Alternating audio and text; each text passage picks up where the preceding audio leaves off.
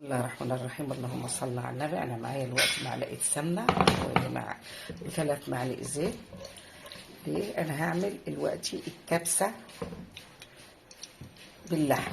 معايا بصل وثوم هحطهم الاول طلعوا الروايح الجميله بتاعتي.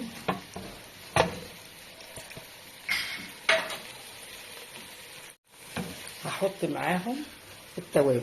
معايا ورق لورا، فلفل اللي هو الحبهان مفتحاه، وزنجبيل.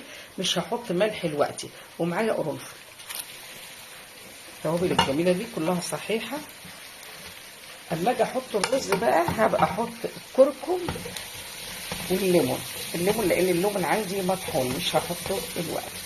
انا هسيب الحاجات دي تتشوح كويس وبعدين هحط عليها اللحمه عندي مغسوله ومتقطعه. الله على الروايح مع التوابل مع الثوم والبصل جميله ما شاء الله. هنحط بقى دلوقتي ايه؟ اللحمه تاخد تشويحه مع الحاجات الجميله دي لما تتشوح كويس. انا مش هحط هنا صلصه ولا اي حاجه، انا هحط بس لان هعمل بالكامل ميه تغطي بس لتغطيه اللحمه. هنشوح اللحمه كويس وبعدين نشوف هنعمل. خلاص معايا اللحمه اتشوحت جميله خالص. هحط عليها الميه بس كده علشان انا مش محتاجه ميه كتير، لدوب على قد التسويه. اغطي عليها لحد ما تستوي خالص ونشوف هنعمل مع بعض. ما حطيتش ملح. بعد ما تستوي هحط الملح. عندي اللحمه استوت خالص. دلوقتي هتبل الملح وهقلبها. ومعايا دلوقتي الرز هنشوفه بسمتي. مع كوبايتين رز بسمتي مغسولين. هحط عليهم معلقه كركم ومعايا ليمون. احط شويه كده في المعلقه.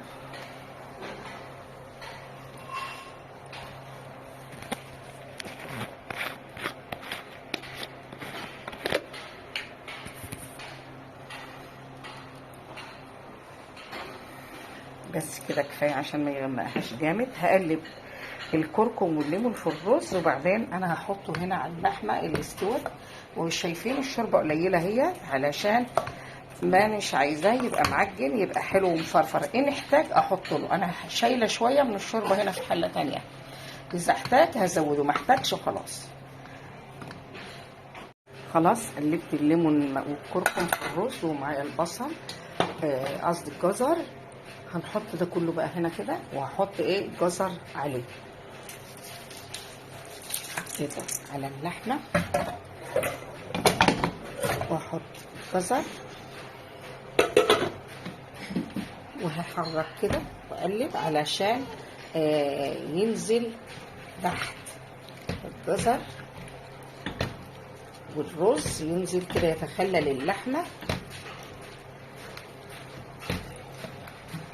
شكله عايز مغرفتين كده، عايز مغرفتين شوربه هحطهم.